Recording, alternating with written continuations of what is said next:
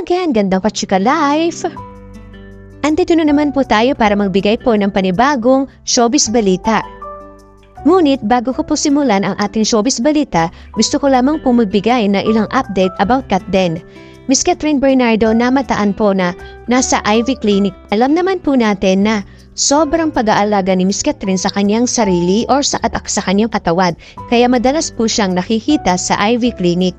At ito po, atoon rin po na nandun po ang kaibigan ni Miss Catherine Bernardo na si Miss Maha Salvador.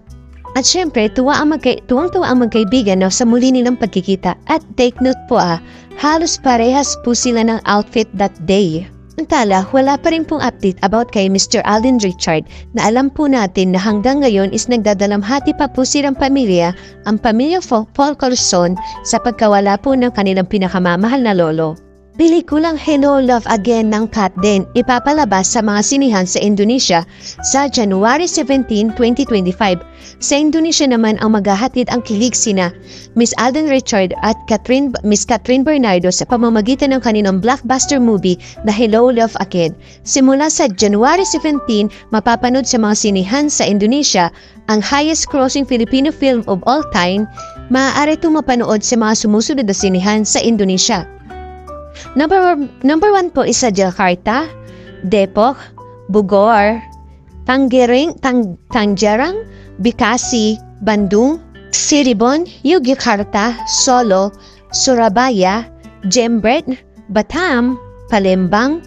Nito nga pong nakaraang November, noong pinalabas sa Pilipinas ang Hello Love Again at sumunod na rin sa iba't ibang bansa. Gumawa ito ng kasaysayan bilang highest grossing Filipino film of all time matapos tumabo sa takilya ng mahigit 1 bilyon. Ang Hello Love Again na pagpapatuloy ng kwento ni Joy at Ethan sa Canada ay sequel ng 2019 blockbuster film ng Hello Love Goodbye na nagsimula sa Hong Kong. Samantala, dumako naman po tayo sa mga ibang showbiz update. Still, hindi po siya matutuloy sa pag-guest sa magiging concert ni Miss Regine Velasquez. Sa press con nga po ng receipt concert kahapon, January 14, 2025, inanunsyo po ni Miss Regine Velasquez na si Still Ahero ang isa sa mga special guest niya. 4 na araw gaganapin ang concert series ni Regine sa Samsung Performing Arts Theater sa Circus Makati. February 14, 12, 21 at 22, 2025. Sa February 21 umano nakatakda ang guesting ni Still. Ngayong Miyerkules ng hapon, January 15, naglabas na opisyal na pahayag ang mga producer ng receipt si Kakay Velasquez, metra ng iMusic Entertainment na hindi natuloy ang partisipasyon ng membro ng SB19 dahil sa miscommunication at scheduling conflict. Humingi ng paumanhin ang pamunuan ng IME kasunod ang alof na ibabalik ang bayad ng mga bumili ng tickets na nais mapanood ang magkasamang pagtatanghali ni na Miss Regine Velasquez at Still. Nakasaad nga po sa statement, we regret to inform you that Still, who was scheduled to perform at our upcoming concert receipt on February 21, 2025, will not be able to attend due to the scheduling conflict. This unforeseen issue arose from a miscommunication by our production management. Unfortunately, we were unaware of this situation at the time of the press conference and announcement. It was only afterward that all parties involved were able to resolve the misunderstanding regarding the scheduled guest appearance. We understand that many of you were looking forward to seeing Still perform live with Regine and the concert, and we share in your disappointment.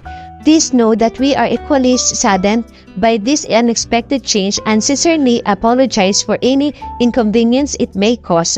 In light of this situation, we are committed to ensuring a fantastic experience for our attendees. We will offer refunds to any fans who purchase tickets in the hope of seeing Still perform live with Miss Regine Velasquez. Please note that the only tickets purchased from the time of the press conference announcement up until January 14 to 15, 2025 are eligible for a refund for the February 21, 2025 show. Thank you for your understanding and continued support. We appreciate your loyalty and enthusiasm. If you have any question of our concern, please do not hesitate to email us at musicentertainment.com. We look forward to seeing you all the concert. Kanya pa ang naging pahayag po ng Music Entertainment Management sa hindi pagtuloy ng pagiging guest ni Mr. Steele. Patuloy pa rin pong pinag-uusapan po ang issue po ni Miss Vic Soto at ni Director Daryl Yap. Sang-ayon nga po si Aiza Sigera sa naging aksyon ni Mr. Vic Soto na sampahan ng reklamo ng 19 counts of cyber libel ang direktor na si Daryl Yap. Umalma si Vic Soto sa teaser ng pelikula na Rapist of Pepsi Paloma sa social media kung saan diretsahang binanggit ang pangalan nito. Sa isa nga po interview, pahayag nga po ni Aiza, well, it's good that he filed a case kasi importante marinig din yung side niya para maipagtanggol niya. Diba? Tama lang na nag-file, tama lang yun. Kasi ngayon, parang it's easy to just do something na isang bagay na hindi natin iniisip kung ano ang pwedeng execution. Nga po ni Aiza Sigera, for me, it's a good move ni Tito Vic to file na ipagtanggol niya ang sarili niya. Tinanong nga rin po si Aiza Sigera kung napanood niya ang teaser ng The Rapist of Pepsi Paloma. Ay hindi, ang sagot naman ito. It's a personal choice. I just didn't want to. I'm just happy that he filed. Abala ngayon si Aiza Sigera sa rehearsal para sa nalalapit na pre-Valentine Consum Love Sessionistas. Nagaganapin sa The Theater at The Soler sa February 8. Dito ay magkakasama muli ang grupo ng sessionistas na nabuo at napanood sa ASAP, ang weekly Sunday musical variety show ng ABS-CBN. Ayon kay Aiza, ako yung nag-float ng idea. And then, umuo silang lahat. Hindi siguro kasi miss na miss ko na sila. Miss na namin actually ang isa't isa. Nakita nyo naman kami magkakasama. It's always fun. It's always happy. So parang we wanted to do something na basically we just want to sing together. Ganun lang siya. Kasama niya sa concert ang kapwa sessionistas na sina City, Joris, Dudcon Ramos, Kian Cipriano, Princess Velasco at Noy Bulante. Hindi makakasama ang ibang sesyonistas na sina Nina at Richard Pon na mga naunang miyembro noon ng grupo. Si Nina kasi ay meron na siyang show that day before US. Si Chard naman di raw available sabi ng management, paliwanag ni Aiza Sigera. Ang concert ay pag-ipuproduce ng Fire and Ice Entertainment sa ilalim ng direksyon ni Ice. Si Ice ay co-owner ng Fire and Ice Entertainment. Pagkukwento ng singer, hindi naging mahirap kahit kailan na i-direct ang mga kasamahan. Kahit pa madalas ay nagkukulitan sila sa rehearsal. Kung nagkukulitan man kami kapag kailangan na magtrabaho, so hindi siya naging mahirap kasi they are all professional. I think that's why nagkakasundo rin kaming lahat. This is not the first show na gagawin namin. We don't show before. Mga concert din. Pagdating ng trabaho siya. At the same time, we are still enjoying the job. The work that we do, so di siya mahirap.